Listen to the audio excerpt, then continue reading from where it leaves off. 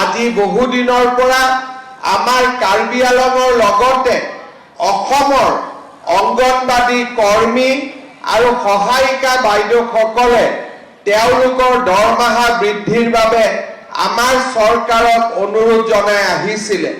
মই আপোনালোকক ক'ব খুজিছো যে অহা 1 অক্টোবৰৰ পৰা আমি আপোনালোকৰ দৰমহাও বৃদ্ধি কৰিম আৰু লগতে আপোনালোকক এটা এককালীন সাহায্যও আমি আগবঢ়াম।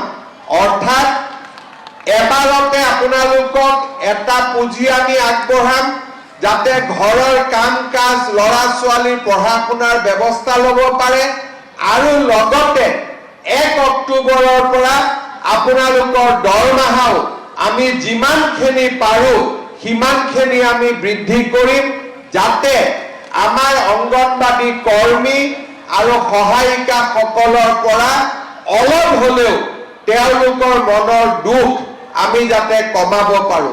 ভাল হ'বনে বেয়া হ'ব দৰমহাটো বঢ়াই দিলে?